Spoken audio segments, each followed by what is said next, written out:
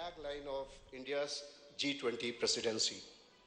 It talks of one world, one family, one future. That is universal oneness. In Sanskrit, there is a word aham, means me. There's another word idam, means this, that, everything other than me. And so there is a sense of duality in everything we see, we perceive. It's divided between me and other than me, that is the world. And this duality is the root cause of all the conflicts and existential challenges before humanity today. If me somehow expands to encompass everything other than me, that is the whole world, and all becomes one, that takes care of all conflicts. This principle of non-duality and this sense of oneness with everyone and in everything is all-pervasive consciousness. This thought process is the essence of Vedanta and is called Advait principle. Honorable Chief Minister, sir, is not only a philosopher himself, but is also an ardent Advait Vedantin. He resolved on 9 February 2017 to transform Omkareshwar into a global center of spreading the message of this universal oneness by creating a unique Ekatma Dham. This Ekatma Dham shall pay tribute to the legacy of Acharya Shankar by celebrating the site of his spiritual awakening and promoting his philosophy of Advaita Vedanta through various initiatives. Today, we are very proud and blessed that Honorable Prime Minister has set this universal oneness as the core and the theme of G20 convention. I would now request all of you to go through a small film on this Ekatma Dham initiative of Honorable Chief Minister, under whose visionary leadership this project is taking shape in Omkareshwar. Thank you very much.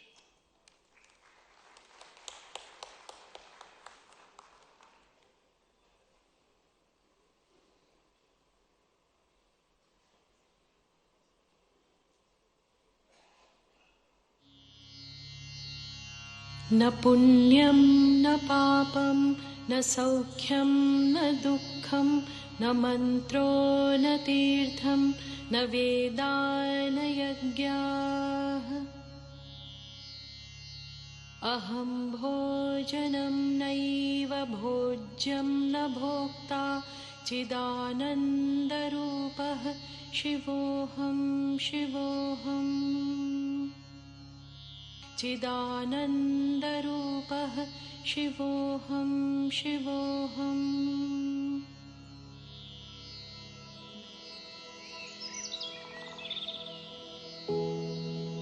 The infinite cosmos of Bharatiya Sanskriti is filled with shining stars and constellations, the brightest of which appeared centuries ago in the small village of Kaladi in Kerala.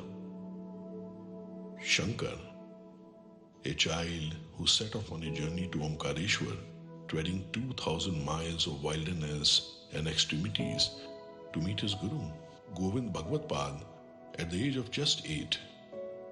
Initiated by his guru Shankar, now known as Shankar Bhagwatpad, embarked on a Digvijay Yatra, a grand tour of the land of Bharat.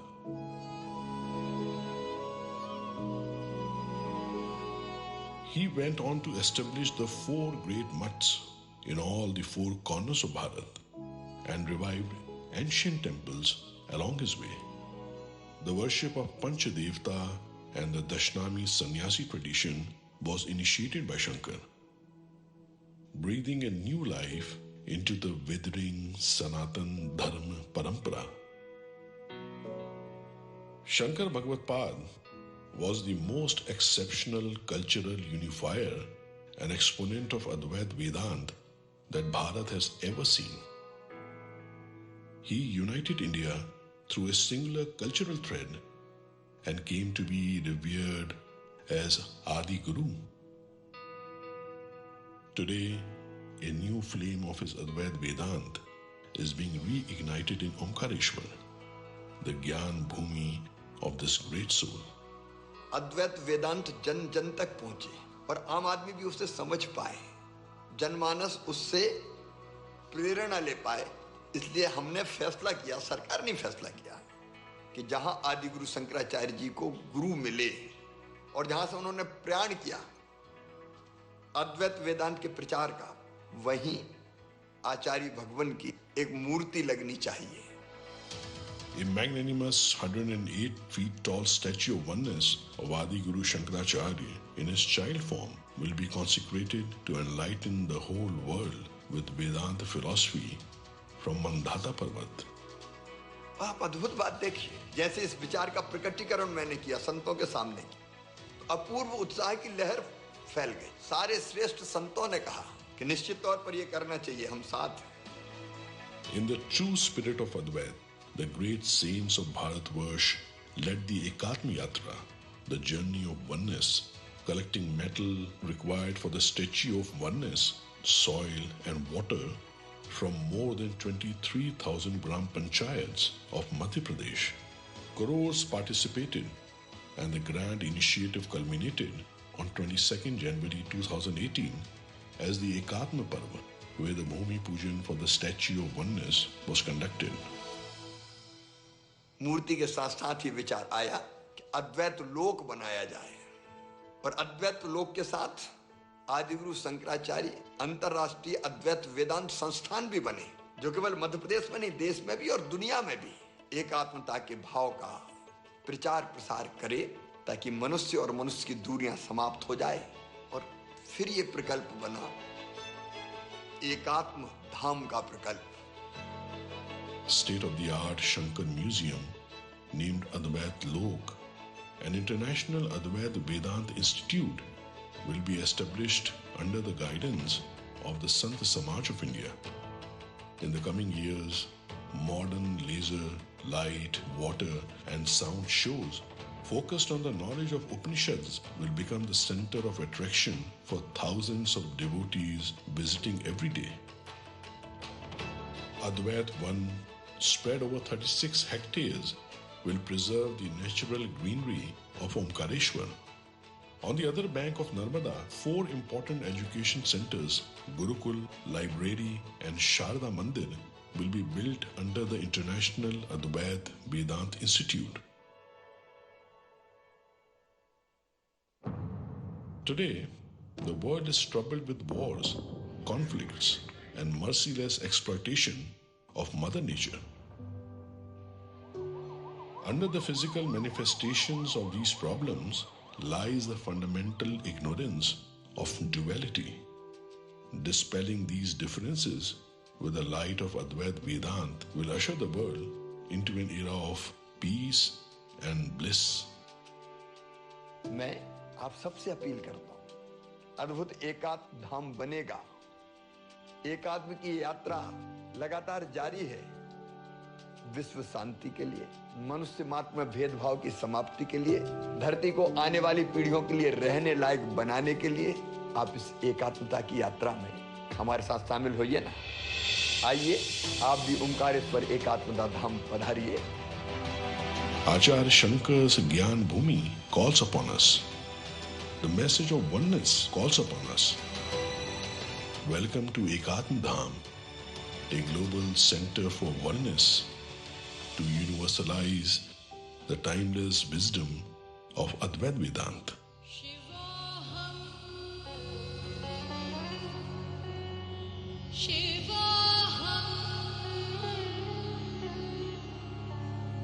शिवोऽहं The former deputy governor of Reserve Bank of India, Ms. Shyamala Gopinath, Madam Sindhushri Khullar. I am also extremely happy to notice presence of Shri Charan Singh Ji, the president of the chairman of the Punjab and Sindh Bank, Ambassador Netherlands, my very dear friend Martin, my colleagues from South Asia, brother Mustafizur Rahman Debuda, our colleague Dr. Khatun and Poshraj. We are extremely privileged to have all of you here. This process is unleashing a new model for economic development. Bharat एक तेजी से उभरती हुई अर्थव्यवस्था है, जिसमें भारत पर्यावरण के क्षेत्र में अपना नेतृत्व दे रहा है। पेरिस कन्वेंशन में जो भारत ने यू टर्न करके पूरे विश्व को एक नेतृत्व दिया 2015 में, वो आज भारत का पर्यावरण पर नेतृत्व लाइफ के रूप में उभरा है, जिसका की कल्पना प्रधानमंत्री ने हम सबके सामने रखी है। लाइफ मतलब लाइफ स्टाइल फॉर एनवायरनमेंट। तो पर्यावरण के लिए जो हमारी जीवन शैली में परिवर्तन किस ढंग से हो सकता है, क्या ऐसे स्वरूप हो सकते हैं जिसके बारे में हमने विचार करना चाहिए, कैसे हम सार्वभौमिक और सर्वसमावेशी विकास के मॉडल को सामने रखें, वही आज का हमारे इस 2 दिन के जो सत्र हैं उनका उसी अंदाज में हम लोगों ने स्ट्रक्चर किया है। इसमें लोक केंद्रित और विश्व आर्थिक संवाद, ये दोनों को इस्टेब्लिश करने की बात है। जो भारत का विकास का मॉडल पिछले कुछ वर्षों में निकला है, हम लोगों ने भारत में 400 million new bank accounts since 2015 India has opened. Digital transactions, अगर हम सारे डिजिटल ट्रांजैक्शंस जो चीन में हो रहे हैं उसका 3 टाइम्स ज़्यादा भारत में डिजिटल ट्रांजैक्शन हो रहे हैं। US, Canada, UK, France, Germany, इनमें जितने ट्रांजैक्शन हो रहे हैं उनको सबको अगर जोड़ दिया जाए तो उससे 7 गुना ज़्यादा भारत में डिजिटल ट्रांजैक्शन हो रहे हैं। 30 मिलियन लोगों को अफोर्डेबल हाउसिंग अभी तक प्रोवाइड कर दी गई है। 2 बिलियन कोविड वैक्सीन्स भारत ने सप्लाई करे हैं। तो विकास का ये जो सार्वभौमिक सर्वसमावेशी विकास का ये जो मॉडल खड़ा हुआ है, इसके लिए भारत लगातार प्रयत्नशील है। भोपाल में, जैसा माननीय मुख्यमंत्री जी ने कहा, भोपाल एक इंटेलेक्चुअल कैपिटल के रूप में उभरे, और इसके लिए आप सभी से मेरा निवेदन होगा कि जो हमारा अटल बिहारी वाजपेयी सुशासन एवं नीति संस्थान है वहां पर भी विजिट करें, और आप देखेंगे कि किस तरह से ये बदलाव तेजी से हम लोगों के सामने निकल के आ रहा है। और तब जब पूरे विश्व में हम देखते हैं कि करीब करीब 4 बिलियन लोग ऐसे हैं जिन लोगों को डिजिटल आइडेंटिटी नहीं है, 4 बिलियन लोगों को विश्व में डिजिटल आइडेंटिटी नहीं है। 2 बिलियन लोग विश्व में ऐसे हैं जिन लोगों को बैंक की सुविधा नहीं है। जो भारत में तेजी से आंकड़े बढ़े हैं बैंक की, जैसे मैंने कहा कि 400 मिलियन हमने भारत में नए अकाउंट खोले हैं। विश्व में 2 बिलियन ऐसे लोग हैं जिन लोगों के पास में बैंक की सुविधा नहीं है, और 130 देश ऐसे हैं जहां पर डिजिटल पेमेंट की व्यवस्था नहीं है। तो ये जो भारत ने क्रांति खड़ी करी है पेमेंट आर्किटेक्चर में, जिसमें रिजर्व बैंक ने बहुत महत्वपूर्ण भूमिका निभाई है, सरकार ने महत्वपूर्ण भूमिका निभाई है, प्रधानमंत्री के नेतृत्व ने नई भूमिका निभाई है, इसलिए ये आवश्यक है कि जिस ग्लोबल साउथ की हम चर्चा कर रहे हैं, जिस साउथ साउथ कोऑपरेशन की हम चर्चा कर रहे हैं, आज यहाँ पर दिल्ली प्रोसेस से जुड़े हुए कई लोग यहाँ पर हैं। मैं सबके नाम अलग अलग नहीं ले सकता हूँ, लेकिन उन सबका आज स्वागत है। और जो हम साउथ साउथ कोऑपरेशन की बात वर्षों से RIS करता रहा है, उसमें मुझे लगता है कि एक महत्वपूर्ण अंग है। डॉक्टर नागेश यहाँ पर हैं, लगातार उनके प्रयासों से RIS ने साउथ साउथ कोऑपरेशन में एक महत्वपूर्ण भूमिका निभाई है। समय कम है, मैं सिर्फ 2 मिनट में अपनी बात समाप्त करूंगा। G20 एक कारण आज हमारे लिए यहाँ इकट्ठा होने का हुआ है। T20 थिंक 20 जैसा आप जानते हैं एक एकेडमिक मीटिंग है, एक सारे एकेडमिशियंस को एक मंच पे लाने का प्रयास है। ये कोई नेगोशिएटिंग ग्राउंड नहीं है जहां की संस्थागत या राष्ट्रगत प्रतिनिधि हों। आज यहाँ पर हमारे आईटेक के अफ्रीका के जो 28 लोग हैं, उनका भी मैं आईटेक के सारे अपने पार्टिसिपेंट्स का यहाँ पर स्वागत करता हूँ। जिस लाइफ के प्रोसेस की मैं बात कर रहा था उसमें 5 बातें प्रमुख हैं। सबसे पहला, जब हम लाइफ कहते हैं तो उसमें सस्टेनेबल कंजम्पशन एंड प्रोडक्शन, ये एक महत्वपूर्ण है। जो टिकाऊ कंजम्पशन और प्रोडक्शन हो, उसी से जो हमारे बिहेवियर में, इंडिविजुअल बिहेवियर में, संस्थागत बिहेवियर में जो परिवर्तन आना चाहिए वो महत्वपूर्ण है। जैसा शिव शेखर शुक्ला जी ने कहा कि मुख्यमंत्री स्वयं एक दार्शनिक के रूप में प्रदेश का नेतृत्व कर रहे हैं। जो एकात्म धाम की बात आपने फिल्म में देखी, उसी के चलते इस कार्यक्रम को पहली बार T20 में आज तक कभी भी फिलोसोफर्स को नहीं जोड़ा गया। हमने यहाँ पहली बार ऐसा प्रयास किया है। डॉरिस हैं, टॉमस फॉगी हैं, जेफरी सैक्स हैं, ये लोग सभी डेवलपमेंट की जो फिलॉसफी है उसके बारे में बात करेंगे और उसी से जुड़ा हुआ मुद्दा एथिक्स का है। एथिक्स फाइनेंस में हो, इंटरनेशनल फाइनेंशियल इंस्टीट्यूशंस एथिक्स को फॉलो करें, टेक्नोलॉजी में, आर्टिफिशियल इंटेलिजेंस में, जेनेटिक इंजीनियरिंग में हम एथिक्स को लेकर के आएँ, इंफ्रास्ट्रक्चर फाइनेंसिंग में लेकर के आएँ, जो ग्लोबल वैल्यू सिस्टम है उसके जो नॉर्म्स हैं उसको हम बदलने का प्रयास करें। क्या हम जीडीपी से आगे जा सकते हैं, वेल बीइंग इंडेक्स लेके आ सकते हैं? क्या ऐसी मैन्युफैक्चरिंग की नई अप्रोच जो 4 सेक्टर मॉडल के रूप में निकलेगी? हीरद यहाँ पर आए हुए हैं वॉशिंगटन से, वो इसके बारे में चर्चा करेंगे। आईएफआईस, रीजनल डेवलपमेंट बैंक्स, इसके बारे में चर्चा होगी। सस्टेनेबल डेवलपमेंट गोल्स के हमने 5 गोल लिए हैं, उसमें वीमेन लेड इकोनॉमिक डेवलपमेंट है, investing in future, investing in children है।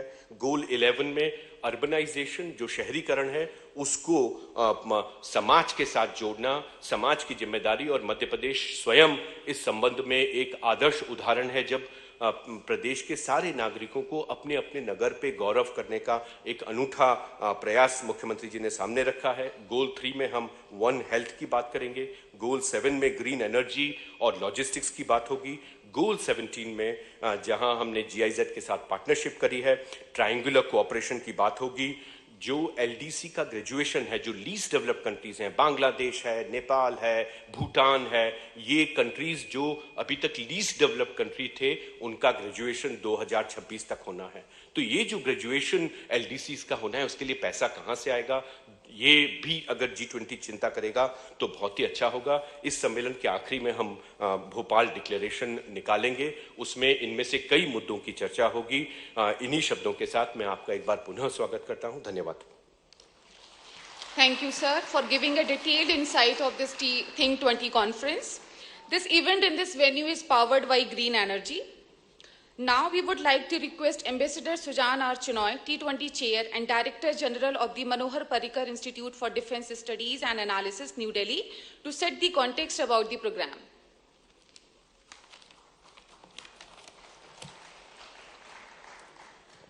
Namaskar. Shri Shivraj Singh Chauhan, Honorable Chief Minister of Madhya Pradesh, Shri Suman Beri, Vice Chairperson, Niti Aayog, Shri Harsh Shringla, Chief Coordinator of G20 India, my colleague Dr. Sachin Chaturvedi, Mr. Sonobe, other distinguished guests on the dais, distinguished participants, ladies and gentlemen. A very good morning to all of you. As the Think 20 Chair for India, it gives me great pleasure to be here in Bhopal, which by now you would have seen is one of India's cleanest and greenest cities that seems to have already implemented in fulsome measure Prime Minister Narendra Modi's vision for lifestyle for environment. Congratulations. Your presence here, ladies and gentlemen, from different parts of the world, is a testimonial to the fact that India's G20 presidency sincerely aims to transcend all geographical barriers and limitations. In accordance with Prime Minister Modi's vision, we have given voice to the global south and also ensured gender equality. We have connected with experts around the world and across India. This approach is underscored by the overarching theme, Vasudhaiva Kutumbakam, the world is one family. We are meeting in an era of polycrises. All aspects of globalization are under stress, whether trade, technology, finance, movement of human resources, energy or food. This is yet another moment for the G20 to reinvent itself, as it has done on numerous occasions facing challenges in the past. The G20 is a large and fairly representative grouping. It should not and cannot confront the existing multilateral system, nor must the G20 become the echo chamber for the existing infirmities in multilateralism. During India's presidency, it has a genuine chance to point towards a new direction driven by values, ethics, and a new morality that places the interests of future generations above ours. As the main ideas bank of the G20, our T20 engagement group has a great responsibility to shoulder over the next 8 months. We must come up with helpful ideas and suggestions for the leaders to consider. Think of the G20 as a roadside station, a place that allows one to pull over even from the midst of a heavy traffic jam, or a traffic snarl on the highway. Ours is an intellectual and policy apron, a refuge, so to speak, that sits right next to the impasse. And it is still free of the burden of intractable and unbending national positions. The T20, in my view, is where we can step out of the confines of gridlock positions in the multilateral system and infuse fresh thinking in an action-oriented manner. Our job is to think of new ways to meet the SDG targets and ensure adequate financing and technological support for resilient infrastructure and for transition towards lifestyle for environment. At COP26, Prime Minister Modi had underscored the great significance of climate adaptation, which he described as the key element of India's developmental efforts.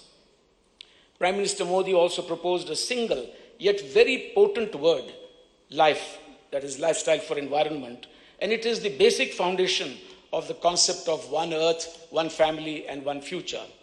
Also, in an interlinked world, we must all move away from mindless and destructive consumption, as he had put it.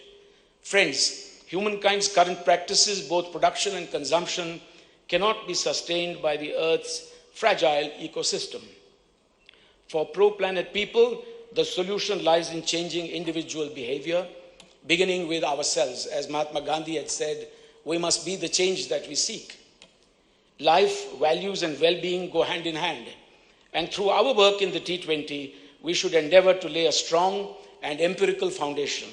If we succeed in nudging individuals by the millions, we can nudge societies. And if we nudge societies into thinking and behaving differently, we can potentially bring about change in the global governance systems as well. Basically, it's a simple bottom-up approach, a human-centric approach, as Prime Minister Modi had put it. Obviously, the concept of life has to strike a careful balance between sustainable consumption and production and growth. It also calls for action to address the issue of the wide-ranging disparities among nations and within communities as well. Mother Nature, with its great commons, such as the air that we breathe and the water that we drink, and the forests and minerals that we deplete and exploit on a daily basis, these must all be treated with respect, and we owe this to future generations as well. Just as pandemics respect no boundaries, the impact of environmental degradation, the loss of green cover, the poison that we spew in the air, and the effluents that we release into the Earth's water bodies, these will affect the world. These will affect everyone in the end, rich and poor alike, developing and developed countries alike. However, the historical cost of industrialization is stacked against latecomers, and that is why the developed world will have to do more to help the developing world make that just and equitable transition. And within the developing world, we must avoid putting an undue burden on the poor and the marginalized. As Prime Minister Modi put it at the Voice of Global South Summit last week, the need of the hour is to identify simple, scalable, and sustainable solutions that can transform our societies and economies. We must give importance to our traditional knowledge alongside advances in science and technology. For example, we must harness traditional medicine to meet the growing challenge of healthcare. We need to make dynamic efforts towards a circular economy. It emphasizes mindful consumption to reduce wastage and to provide a virtuous cycle of development. And one of the best examples in the world for life is Japan, a key strategic partner for India, which also happens quite fortuitously to be the current G7 president. And we have the T7 chair with us, Mr. Sonobe himself, present here today. That is also good reason why the T20 and the T7 must work closely together. And that is why I thank Mr. Sonobe for being with us today. Such partnerships can be built to promote South-South cooperation and triangular cooperation. For the developmental agenda to succeed, we must reconcile our differences over energy diversification in particular. Energy diversification and energy transition is a process. All forms of energy will obviously have to coexist. Blended finance and technological assistance can reduce the adverse impact of hydrocarbons and coal too, even as we surge ahead with renewables and green hydrogen. The recent approval of India's National Green Hydrogen Mission is a huge step towards making India energy independent and supporting the target of decarbonization. With these few words, my colleague Professor Sachin Chaturvedi and I welcome you all once again to Bhopal and thank you all very much for your patience and for your participation in these deliberations. Thank you very much. Thank you, sir. Ladies and gentlemen, we would like to bring to your kind notice that this event in this venue is powered by green energy. Now, moving on with the program, it's an honor to invite Mr. Tetsushi Sonobe, Dean and Chief Executive Officer, Asian Development Bank of Institute, Tokyo, Japan, for the keynote address.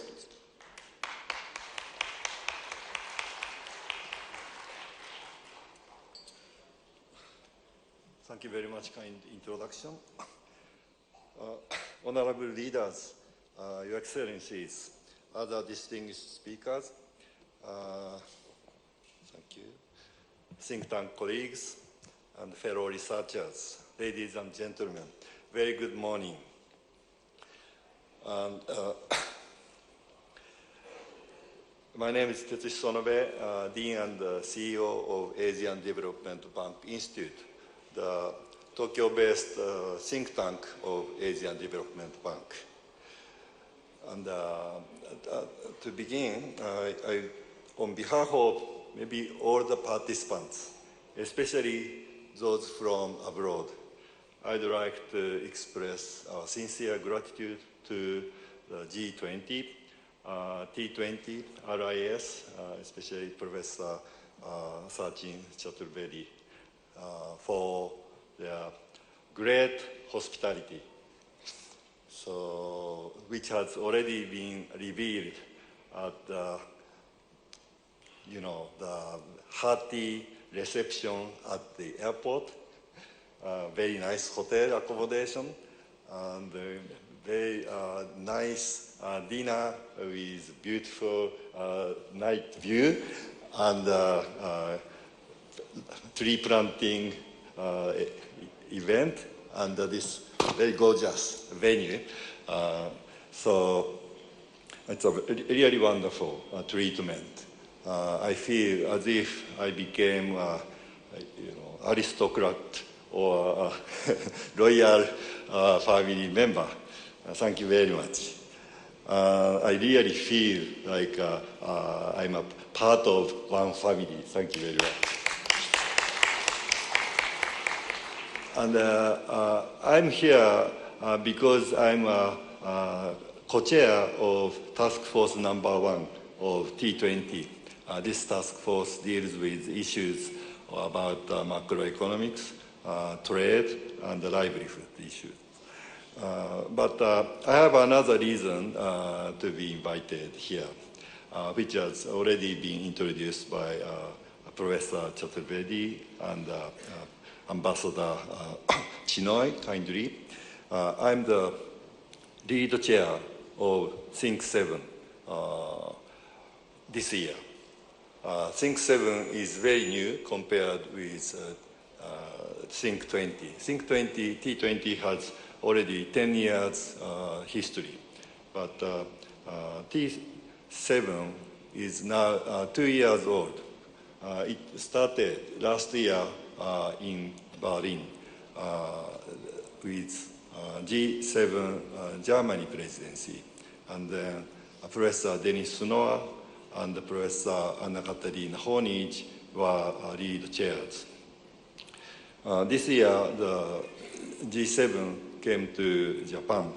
So although ADBI is a multilateral organization, it is not a Japan think tank, but because of kind of global network, ADBI was asked to be the lead chair of T7. And the T7 has 3 goals.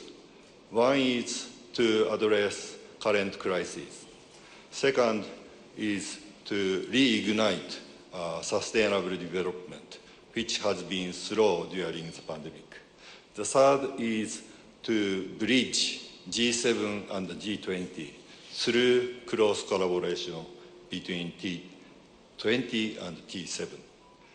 And because we are think tanks, so we would like to achieve these three goals by bridging research and policy making. And then the third goal, the collaboration between T20 and T7 for bridging G7 and G20 is the main reason why I am speaking right now. And then, of course, as you know, G7 is just part of G20, a complete subset. But nonetheless, there are sometimes kind of difficulty in working together.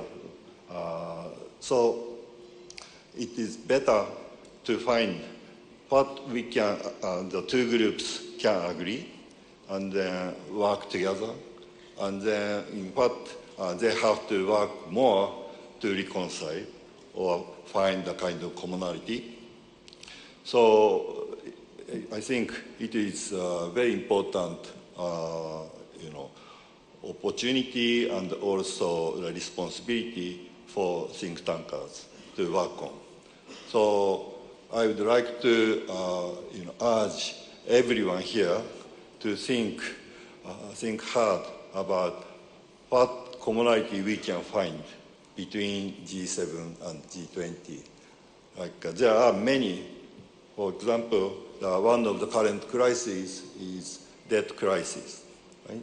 And then this must be solved, or this can be solved only through the good collaboration or cooperation between G7 countries and G20 emerging economy countries and the developing countries. And of course, when it comes to climate change issues, the whole, all countries in the planet have to work together. And also the circular economy and others, or the, our work against cyber crimes and those things. So lots of things must be done through the cooperation and collaboration. And we will work hard to find a good solution. And also, we will think about what's the difference between G7 and G20. Actually, the participants in T7 and T20 are essentially the same group of people. But, and maybe that's why these participants have to think about what the difference between T7 and T20 and how, to convince the leaders to, find a good model of global governance. So we have to think how to, deliver our argument and ideas to those policy leaders in different groups. So that would be a kind of important work for think tanks. But otherwise, we will enjoy this great environment in Bhopal, and then maybe refresh our mind and brain, and then we'll find a very good argument and solutions. So let's have a very productive 2 days. Thank you very much. Thank you, sir, for putting emphasis on sustainable development, multilateral system, collaboration and cooperation of the G20 countries. Now it's our pleasure to invite Mr. George Leria Edje, Regional Director for South Asia, UNICEF Nepal, for their special remarks. Thank you. Namaste. Good morning, Honorable Chief Minister, distinguished colleagues, and my dear friend, Professor Sachin. I bring you warm greetings from over 180 countries where my organization, UNICEF, works. It is indeed an honor for us to see one of our very own in South Asia, India, assume the presidency of the G20. It's a proud moment for all of us, especially in the region where I lead, a region that has over 2 billion people. We know with India in the lead, a new model will emerge. And we've heard elements of the new model. A model that puts people at the heart of all we are talking about. A model that emphasizes the values of one earth, one family, one future. So, dear colleagues, as we all support India to lead us in this journey, there are a few thoughts that we would like all of us to embrace as we go this journey. Stand with India in this very historic moment. And we extend our support. We know that collectively there will be new thinking on the table.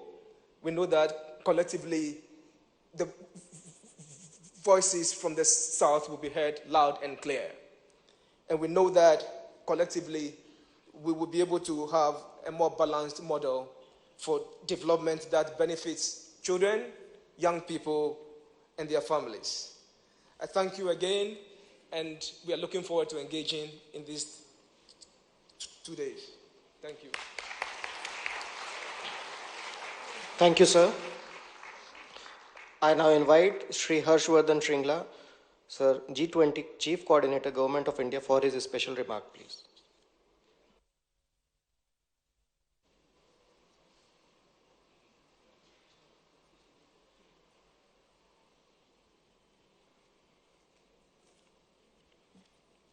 Madhya Pradesh के माननीय मुख्यमंत्री जी Shri Shivraj Singh Chauhan, Shri Suman berry, vice chairman NITI Aayog, Ambassador Sujan Chinoy, the chair of the T20 and Director General of the Manohar Parrikar Institute of Defence Studies and Analysis, Professor Sachin Chaturvedi, Director General of the Research and Information Systems, and also a key nodal point of the Think 20 India process, Ambassador of Netherlands, other ambassadors, members of the diplomatic corps, distinguished participants, friends. Namaskar. Let me begin by felicitating the Research and Information Systems in general and Professor Sachin Chaturvedi in particular for the timely initiative of hosting this important part of the Think 20 process. I'm also very happy that the RIS has chosen this clean, green, scenic and designated smart city of Bhopal to host this important G20 event.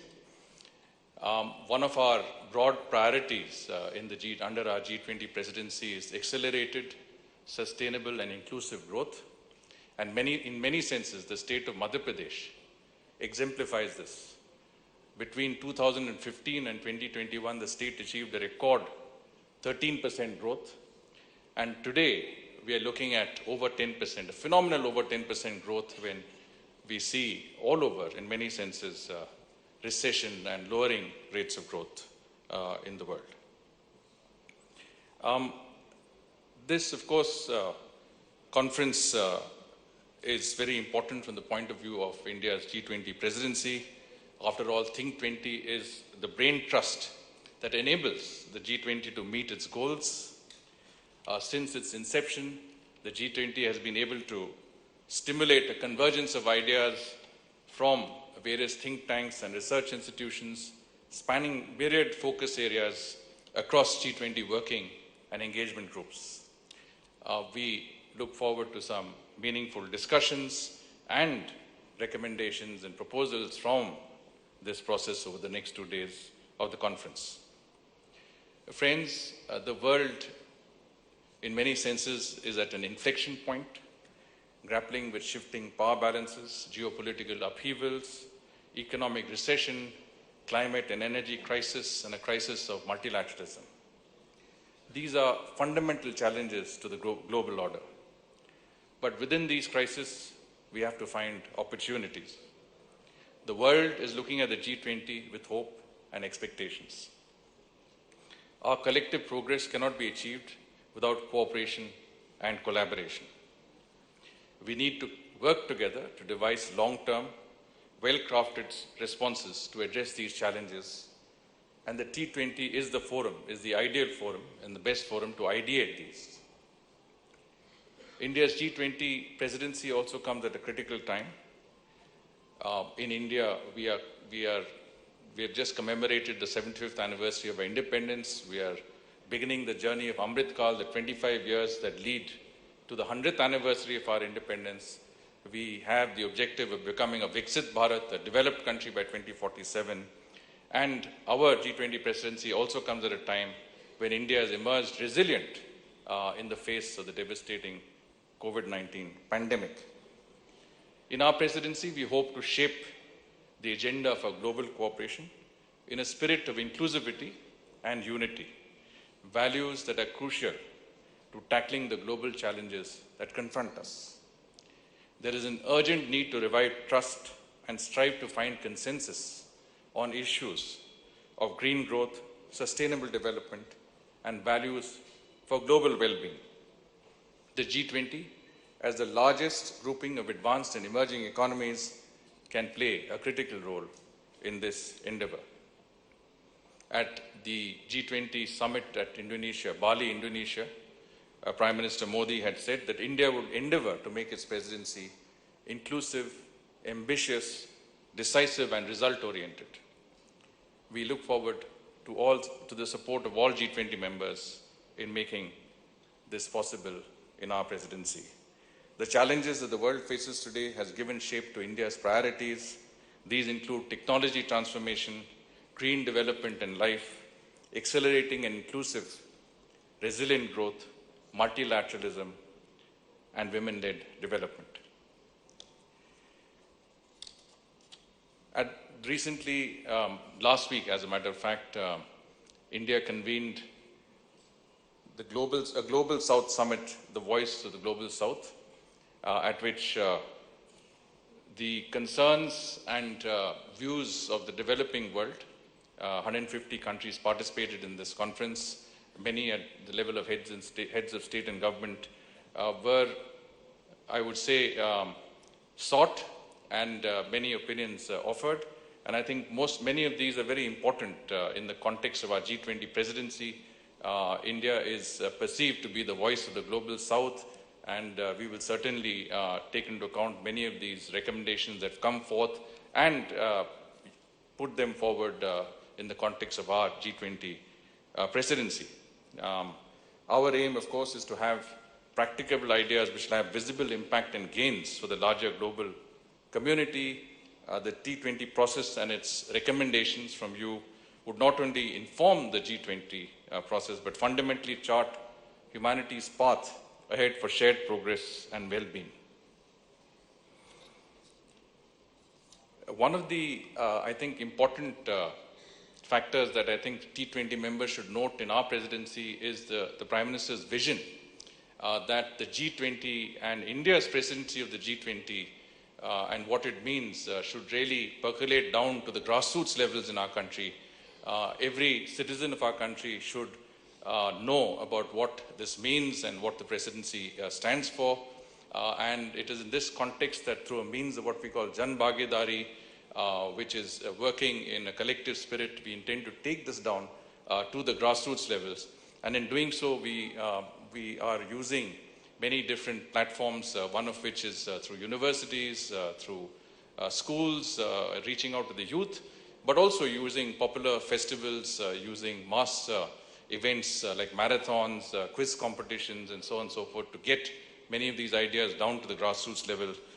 And I think from that perspective, I must say that our novel scheme, which is the University Connect, which enables us to connect with universities all over the country. And at the last count, there were over 100 universities in our country that were part of the University Connect program, which enables us to inform each other of the G20, but also these universities use their outreach to send the message across and arrange events with students across the board. And I must congratulate Professor Sachin Chaturvedi for actually being the implementer of this program. He and the RIS have actually successfully reached out to universities across our country. And I think it's a very unique paradigm and an example of what you can do to really gather a collective, I would say, approach towards what is fundamentally the government's responsibility, but today has become, I would say, has involved students and every section of our society as stakeholders in this exercise. And certainly we look forward to much more of the University Connect as we go along. I just want to, I think, cut short what would be a rather long speech to thank all of our delegates who have come from different parts of the world, from the G20 countries, but from across the world, to be with us today. As I said, your views are very important to us in the way we handle our presidency, and we look forward to your collective suggestions and responses in how we can make our presidency an ambitious, inclusive and result-oriented effort. Thank you so very much. Jai Hind. Namaskar. Thank you, sir, for reiterating the importance of values, ethics, sustainable and inclusive growth in today's world and its percolation at the grassroots level. Now it's my privilege to invite Dr. Slemit Suyodarshno, Deputy Minister of Political Affairs, Law, Security and Defense, Ministry of National Development Planning, Indonesia.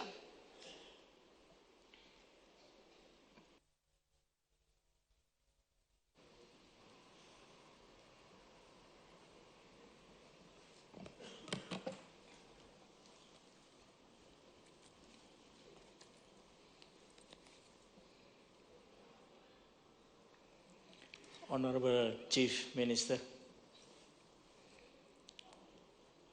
Excellency Mr. Pratik Hajela, Chief Executive Officer, Atal Bihari Vajpayee Institute of Good Governance and Policy Analysis,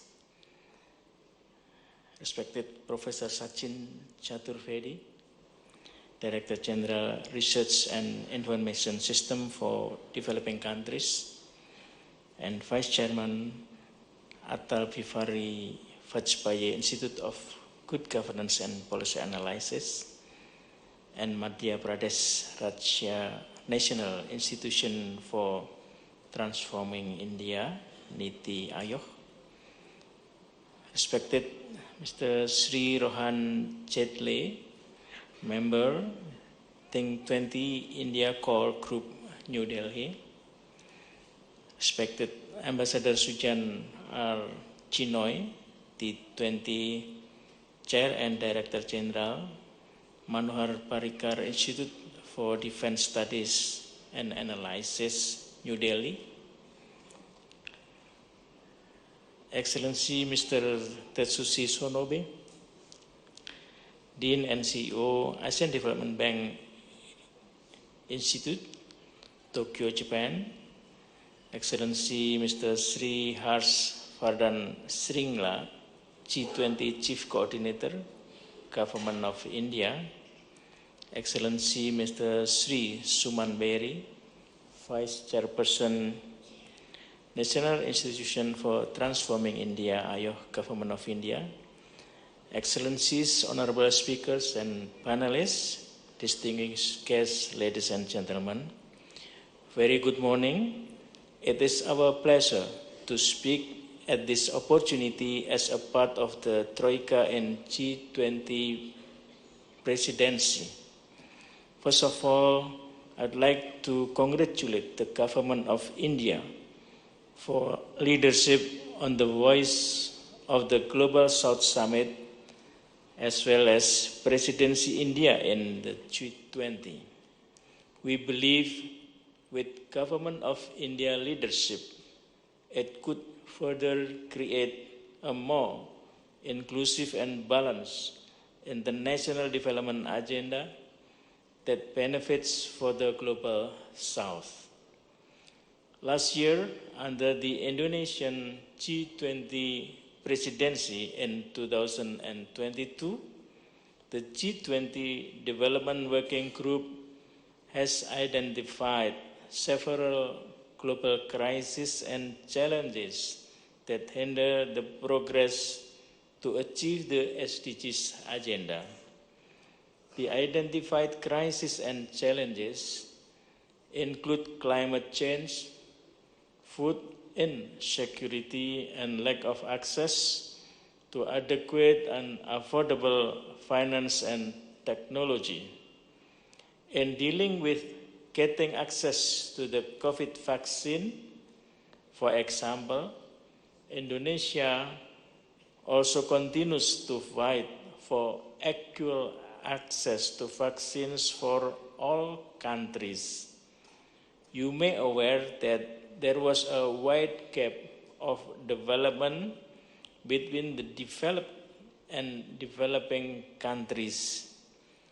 Up to almost 70% of the world population has received at least one dose of a COVID-19 vaccine. However, only 25% of people in low-income countries have received at least one dose. Indonesia's hard work so that all countries get equal access to vaccines continues to be carried out in all international forums, among other through the COVAX IMC engagement group, where we are a co-chair. At the regional level, as chair of the ASEAN Health Cooperation Sector Body for 2020 and 21, Indonesia leads and encourages various ASEAN initiatives in overcoming the pandemic and strengthening the regional health resilience mechanism. At the global level, the global health architecture must be strengthened. Indonesia assesses the importance of a new pandemic treaty so that the world is better prepared to face a pandemic. Upon these challenges, the G20 development ministers agreed to renew the commitment to reinvigorate multilateralism. Among the concrete output is the G20 roadmap for stronger recovery and resilience in developing countries. Within this roadmap, South-South Triangle cooperation has been set as one of the modalities to support the implementation of collective actions which focuses on micro, small, medium-sized enterprises, adaptive social protections, as well as low carbon and climate resilient development. Excellencies, distinguished guests, ladies and gentlemen, we believe that development cooperation should go beyond aid and play a catalytic role in leveraging partnerships, including through South-South Triangle cooperation. SSTC remains a strategic modality to tackling interlinked global challenges. SSTC could ensure knowledge, experiences, innovation, and proven sustainable financing approaches are scaled up across countries. At the same time, SSTC could be one of the drivers of economic development and reducing the geopolitical tensions through solidarity. Recognizing the importance of such development cooperation in the next 20 years, Indonesia will continue to put SSTC as one of the national priorities to support economic cooperation, transformation, and development. Excellencies, distinguished guests, ladies and gentlemen, I believe that Indonesia and India are on the same page toward accelerating the global recovery, including of the global south. We do hope initiatives brought by India to the table could strengthen the preceding outcomes of the G20 and other global efforts toward a more resilient world. As one of the co-chairs at the Global Partnership for Effective Development Cooperation, GPEDC, for 2023 until 2025, we would like to encourage India to also participate in this forum to widen the outreach and maximize all means of cooperation for a more effective development. I think I have to stop here. Looking forward to a fruitful discussion. Thank you very much. Thank you, sir. It's an honor to invite the next speaker, Shri Suman Berry, Vice Chairman, Niti Aayog, Government of India, for his special remark.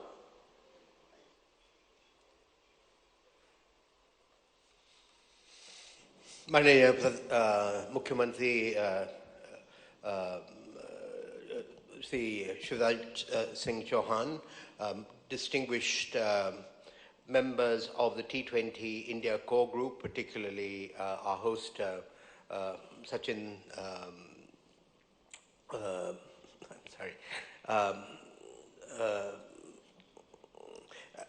others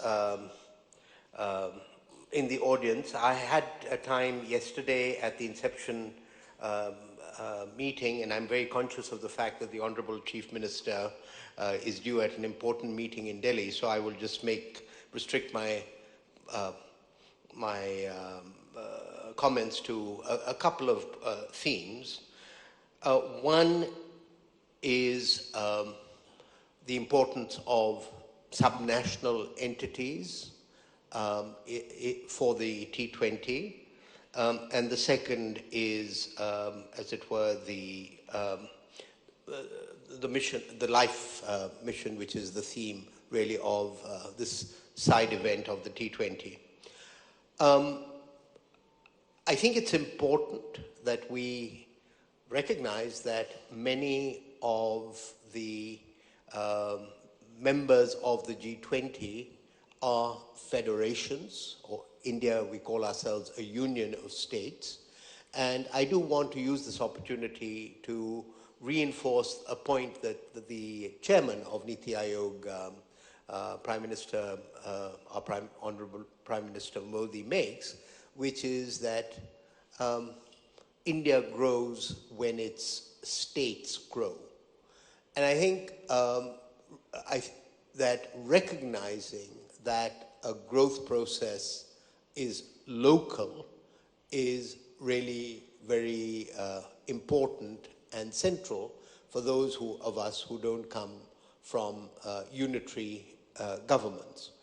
And so it is very much a part of Prime Minister Modi's guidance and insight that it was important that G20 events happen around the world, around India, and I do hope that you will use the opportunity of being outside Delhi to get a sense of the reality of economic development in this state and in other states.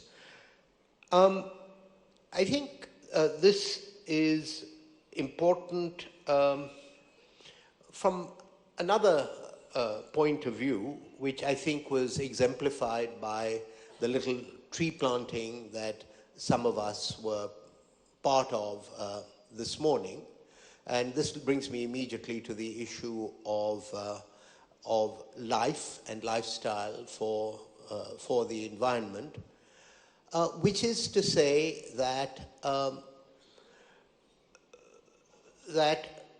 what we are talking about is a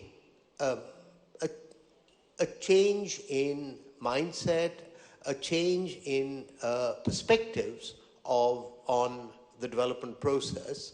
And as economists, we tend to very much think of policy instruments and technology. But over breakfast this morning with the Honorable Chief Minister, he indicated the importance of persuasion, messaging, and the tree planting that some of us were part of was an indicator of that. So, I do think we need to remind ourselves at this rather fraught moment in both global politics and the global environment, that where we are right now is as an outcome of a number of decisions and choices that the world has made largely since the 1970s, and that these can be reversed, but that reversing them is an act of political leadership as much as it is of technical leadership, as Prime Minister Modi indicates, pro-planet people. My final point, and then I'll step aside for the Honorable Chief Minister that all of you are waiting for, is that for me what is important about both the G20 and the Sustainable Development Goals is that actually they are what I might call ecumenical, which is to say that neither actually divides the world into developed and developing, north or south. The G20 is a group of sovereigns that have come together to solve their own problems while recognizing their interdependence.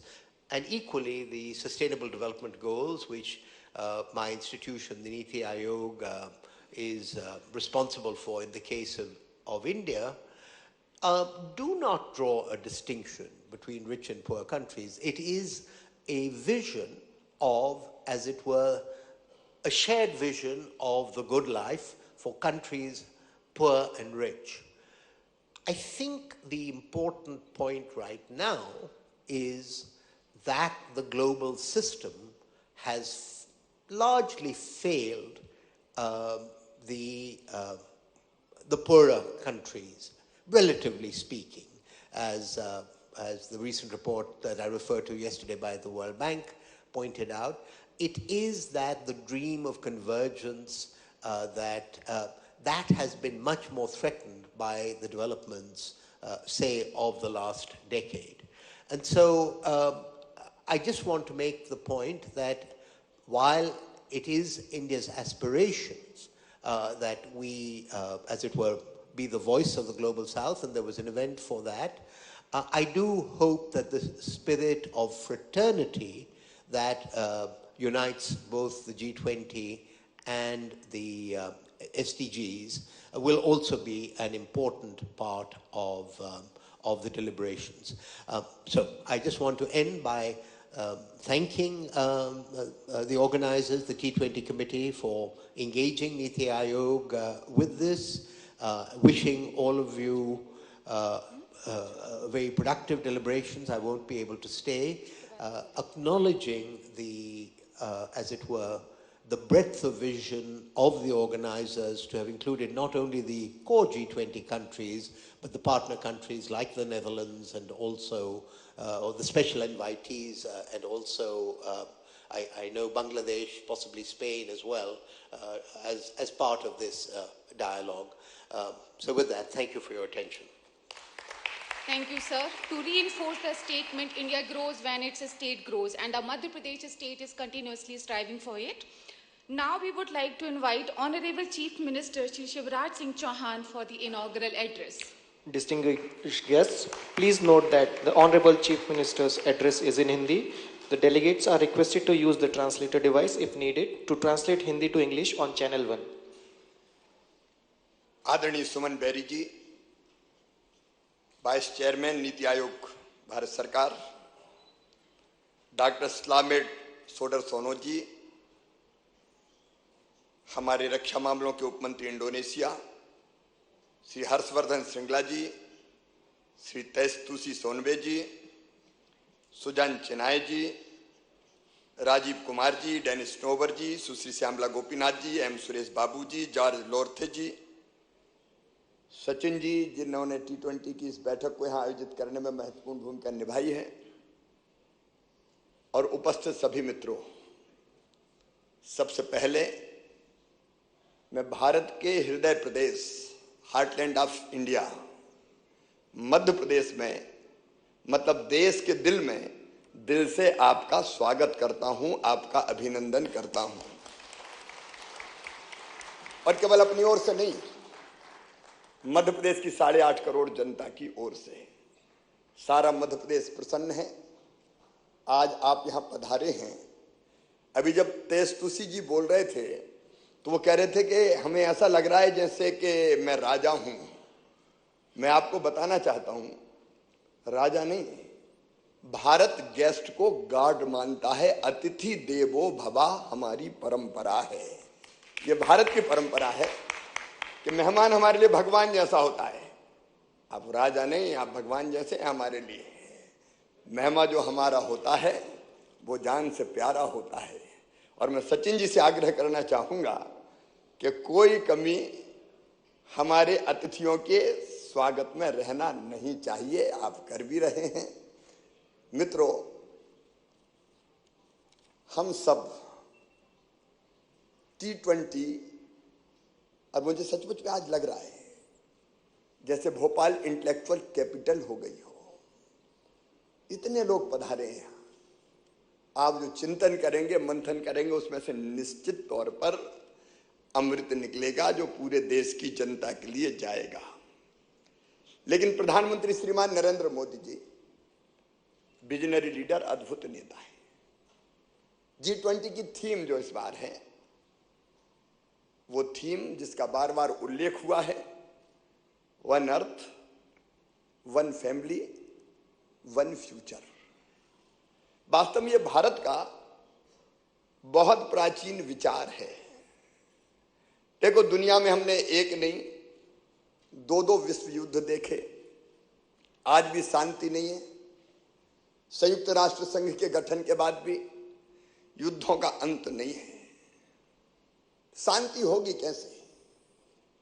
Bharat का एक श्लोक मैं आपको सुनाना चाहता हूं जो आज का नहीं है, हजारों साल पहले का भारत का विचार है। भारत ने कहा, अयम निजम परावृत्ति गणना लघु चेत साम उदार चरिता नाम तू वसुदैव कुटुंबकम। ये तेरा है, ये मेरा है। ये सोच छोटे दिल वालों का होता है। जो विशाल हृदय के होते हैं वो तो सारी दुनिया को ही एक परिवार मानते हैं। सारी दुनिया एक परिवार है।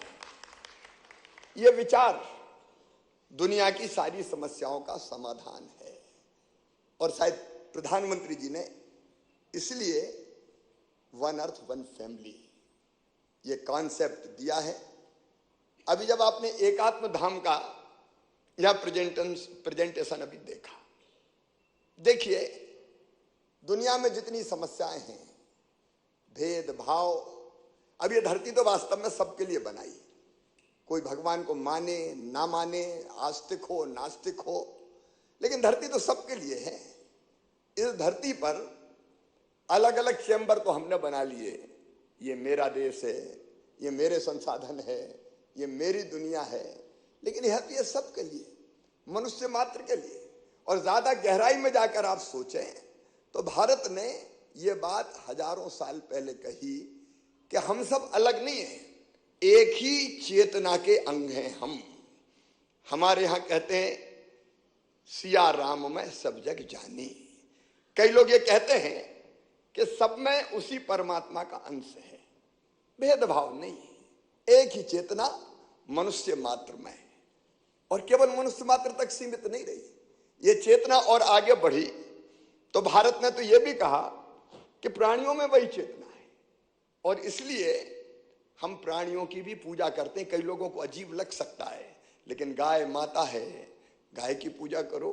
देवताओं के जो अवतार हुए उनमें से प्राणियों के रूप में भी हुए। वो यही भाव है कि एक चेतना, वही चेतना प्राणियों में भी है, और वही चेतना हमने मानी पेड़ पौधों में भी। इसलिए भारत है जहां पेड़ों की भी पूजा की जाती है, पहाड़ों की पूजा करते हैं हम। हिमालय हमारे लिए देवतात्मा है। यहां एक पर्व होता है गोवर्धन पूजा। कृष्ण ने कई वर्षों पहले कहा कि और किसी भगवान को काय को पूछते हो, ये पर्वत है, ये जहां में पेड़ से ऑक्सीजन मिलती है, फल मिलते हैं, पशुओं को चारा मिलता है, तो प्रकृति की पूजा करो। नदियों में, समुद्रों में, ग्रह नक्षत्र तारों में, सूरज में, चंद्रमा में एक ही चेतना। और ये विचार अगर व्यवहारिक रूप से, और इसलिए देखो भारत ने ये कहा आत्मवत सर्वभूतेषु, अपने जैसा सबको मानो। भारत में बच्चे ये कहते हैं प्राणियों में सद्भावना हो। जब कोई धार्मिक कार्यक्रम हमारे यहाँ होता है तो धर्म की जय हो, अधर्म का नाश हो, प्राणियों में सद्भावना हो और विश्व का कल्याण हो, सारी दुनिया का कल्याण हो। ये बच्चा गाता है। सर्वे भवन्तु सुखिनः, सर्वे सन्तु निरामया, सर्वे भद्राणि पश्यन्तु मां कश्चित् दुर्भाग् भवेत्। यानी सब सुखी हो, सब निरोग हो, सबका मंगल हो, सबका कल्याण हो। सचमुच में ये अद्वैत का भाव सारी दुनिया से मतभेदों को मिटा सकता है और दुनिया को शांति की तरफ ले जा सकता है।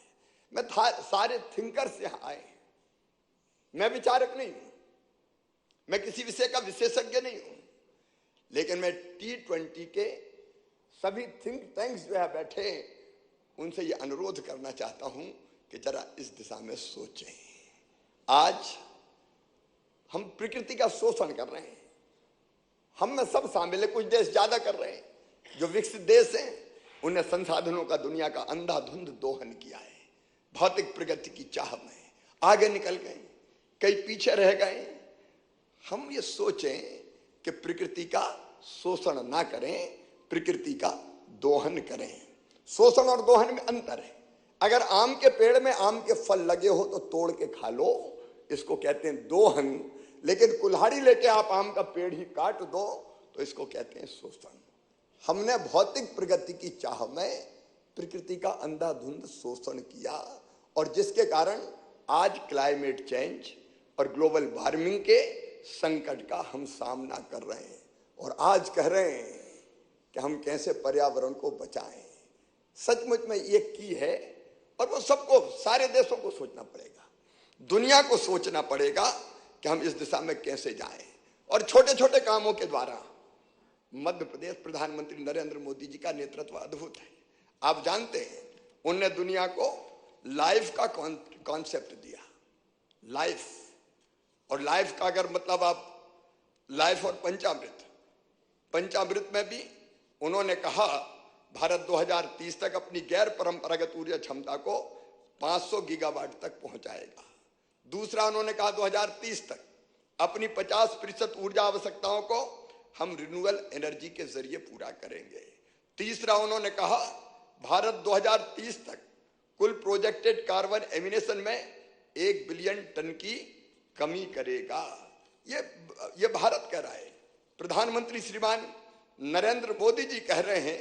चौथा उन्होंने कहा 2030 तक भारत अपनी अर्थव्यवस्था की कार्बन इंटेंसिटी को 45% से ज्यादा कम करेगा। और पांचवा 2070 तक भारत नेट जीरो का लक्ष्य हासिल करेगा।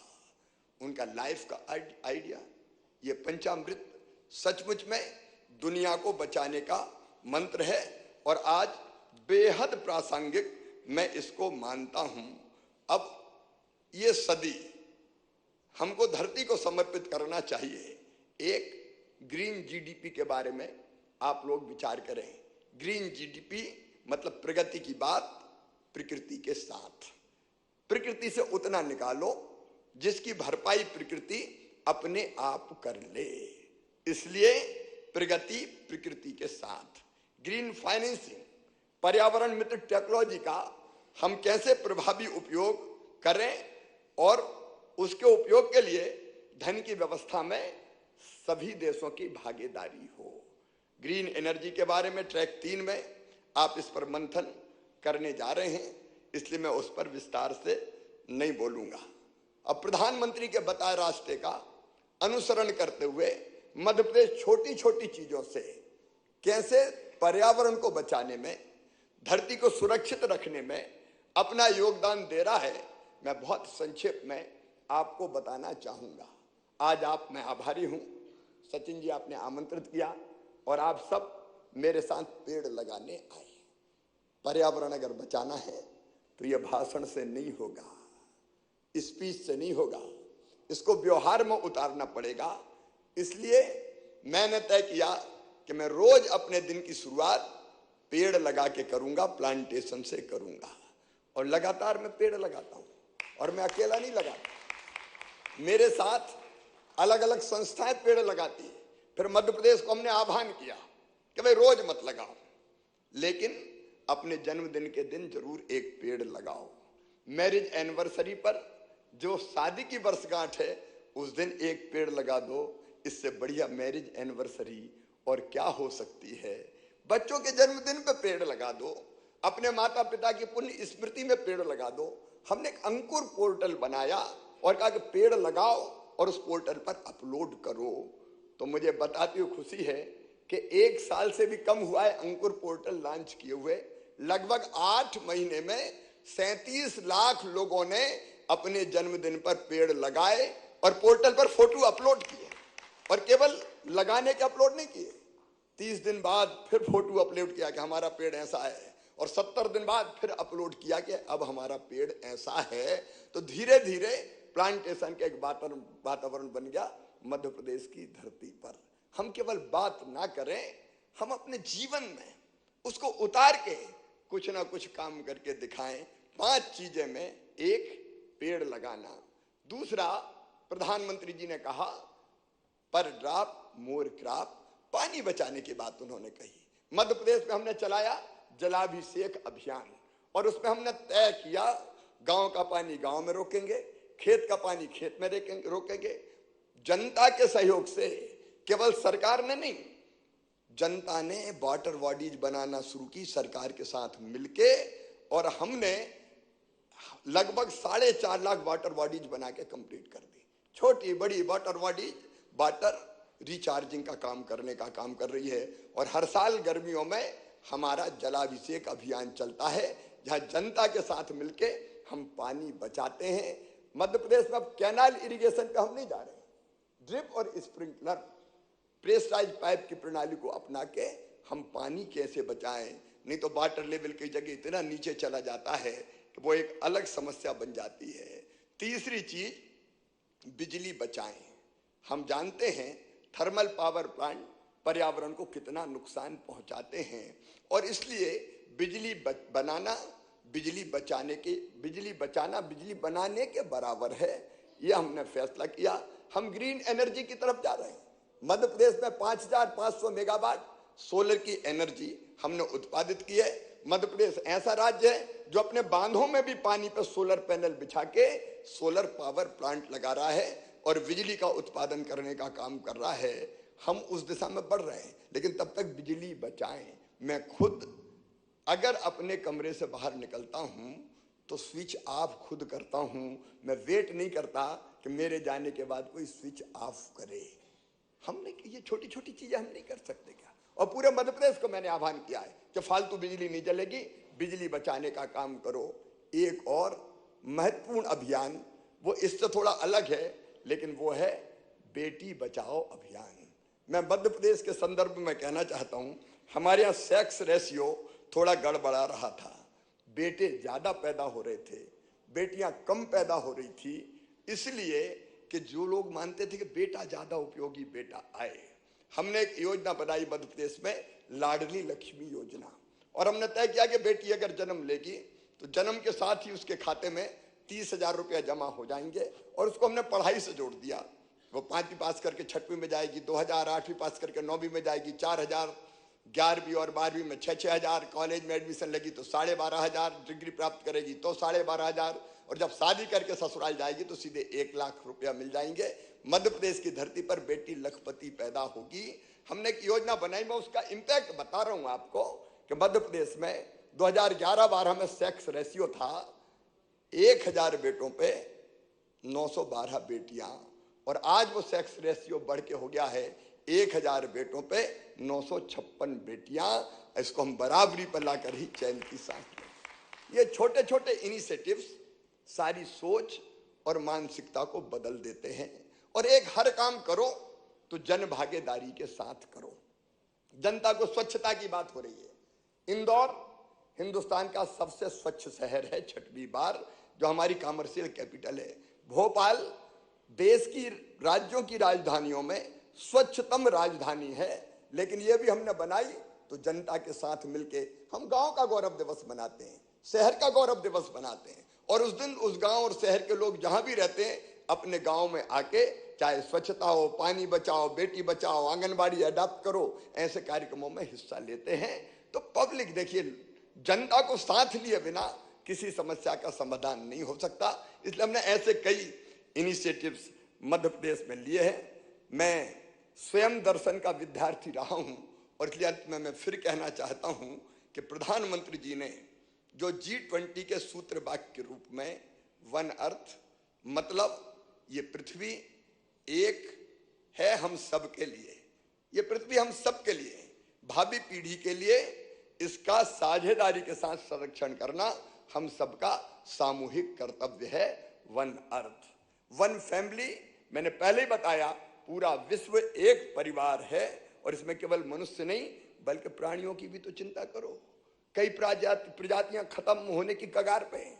अब हमारे यहाँ चीते बहुत थे हिंदुस्तान में, एक जमाने में चीते समाप्त हो गए। ये अलग बात है कि प्रधानमंत्री जी नामीबिया से फिर चीते लेके आ गए, तो मध्य प्रदेश आज टाइगर स्टेट भी है हिंदुस्तान का, लेपर्ड स्टेट भी है, क्रोकोडाइल स्टेट भी है, अब चीता स्टेट भी हो गया है, बल्चर स्टेट भी है हम, क्योंकि गिद्ध को बचाने का भी हमने काम किया है। तो ये धरती इनके लिए भी है, तो इनकी भी हम चिंता करें तो सब प्राणी और पेड़ पौधों की इनकी चिंता करेंगे तो ये धरती आने वाली पीढ़ियों के लायक बचेगी, नहीं तो एक दिन मानव जाति का अस्तित्व ही इस धरती से समाप्त हो जाएगा।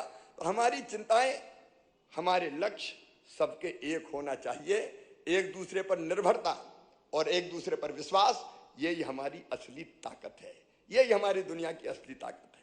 और वन फ्यूचर, एक भविष्य, एक दूसरे से आगे निकलने की अंधी दौड़ ना लगाएं। देखो, मन में कई बार पीड़ा होती है, वेदना होती है, दुनिया के संसाधनों का 80% से ज्यादा उपयोग मुट्ठी भर लोग और मुट्ठी भर राष्ट्र करते हैं। क्यों इस दुनिया में कोई भूखा रहना चाहिए? क्यों सबके पास मकान नहीं होना चाहिए? क्यों सबके पास मिनिमम सुविधाएं नहीं होना चाहिए? ये कैसी धरती है? कई बार सोच के बेहद तकलीफ होती है मन में। और इसलिए है तो सबके लिए, तो सबके लिए कम से कम जो मिनिमम आवश्यकताएं हैं उसकी पूरी हो।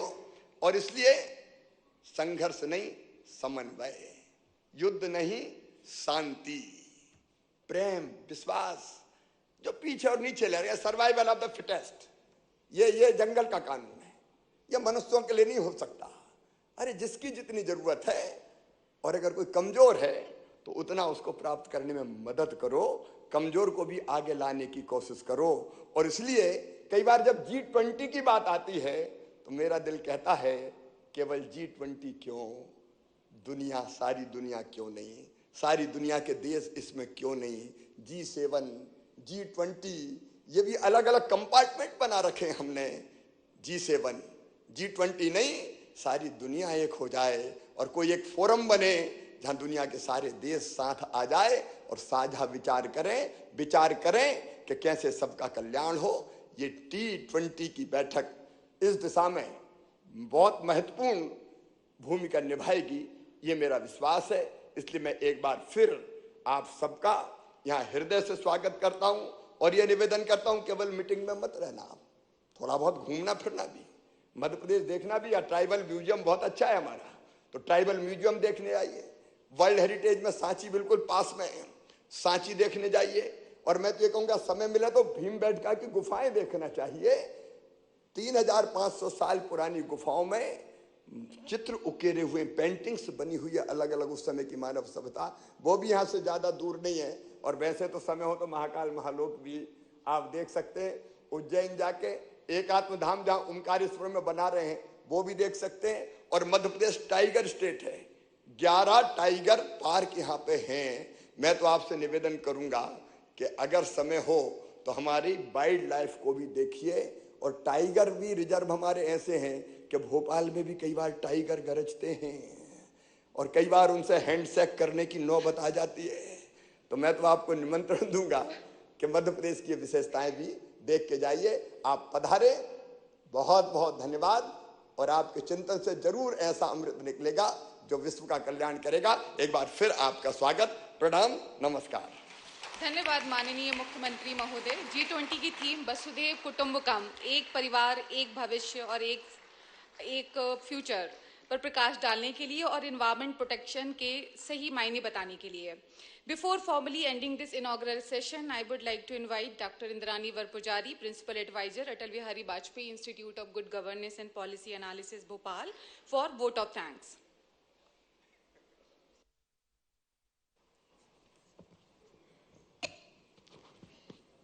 It is indeed my proud privilege to propose the vote of thanks today at the first G20 event in Madhya Pradesh, the heart of India. On behalf of all, I would like to express our deepest and most heartfelt gratitude to the Honorable Chief Minister of Madhya Pradesh, Shri Shivraj Singh Chauhan ji, not only for gracing this event with his august presence, but also for his leadership to the state-level contributions towards G20. We are indeed very obliged to you, sir, for not only for sharing with us today the strides made by Madhya Pradesh towards a sustainable, inclusive, clean, green future for all, which accommodates all. And as you all know, we are indeed very obliged to you for spearheading a green movement in the state, and also for taking on so much initiatives for gender equality in the state. As a woman personally, I feel very thankful for all the initiatives for gender equality in the state. I would next like to extend a heartfelt thanks to Shri Suman Berry, Honorable Vice Chairman, Niti Aayog, Government of India, for his kind presence today, and also for articulating the importance of subnational growth strategies, and also for stressing on the vision of G20 as shared vision for all, for a good life for all, irrespective of whether rich or poor. We are also indeed very grateful to Ambassador Harshvardhan Shringla, G20 Chief Coordinator, Government of India, for his stewardship of the whole process, and for taking the lead in shaping India's presidency, G20 presidency, as mainstreaming the voices of the Global South. I would like to record our sincere appreciation to His Excellency Dr. Slamet Suardasano, Deputy Minister of Political Affairs, Law and Security and Defense from Indonesia, for his gracious presence and for highlighting the role of Indonesia and its commitment to strengthening multilateralism and South-South cooperation to meet global challenges. We are also very thankful to Mr. George Larrier-Adjei, Regional Director for South Asia, UNICEF, Nepal, for his special remarks, particularly highlighting the importance of building the cognitive capabilities of all people, particularly children, if we are to secure our common future. We are also indeed obliged to Mr. Tetsushi Sonabe, Dean and CEO, ADBI Tokyo, for delivering the keynote address and for stressing on the importance of bridging the G20 and the G7 process. Thank you so much, sir. A very special thank you to Ambassador Sujan R. Chinoy for T20 Chair and Director General Manohar Parrikar Institute of Defense Studies and Analysis for stressing on the role of the T20 as an academic space and for its also very human-centric approach. I would also like to record our thanks to DG RIS and Honorable Vice Chairman AIGGPA Professor Sachin Chaturvedi for in fact putting MP in the thick of things as far as the G20 process is concerned, and for his vision in shaping the SDGs. We are also very grateful to to Shri S.S. Shukla, PS Tourism, and Mr. Pratik Hajela, PS Social Justice and CEO AIGGPA for their welcome remarks. Here, I would also like to take this opportunity on behalf of all of us to thank the delegates who have assembled here from different parts of the world for all, and also for members of the T20, the Urban 20, the Local 20, and all our distinguished guests. We are very, very hopeful that with your kind cooperation and participation, we would have a very fruitful 2 days ahead. Last but not the least, I would also like to thank all our colleagues from RIS, AIGGPA, Rajya Niti Ayog, MP, who have been relentlessly working behind the scenes to make this event a grand success. Thank you all. Thank you, ma'am. With this, we conclude the inaugural session. Dear delegates, please join us at the lawn for a short tea break. I request you to reassemble in 15 minutes for the plenary session 1, Life, Values and Development Transformations, which will be held here. Thank you.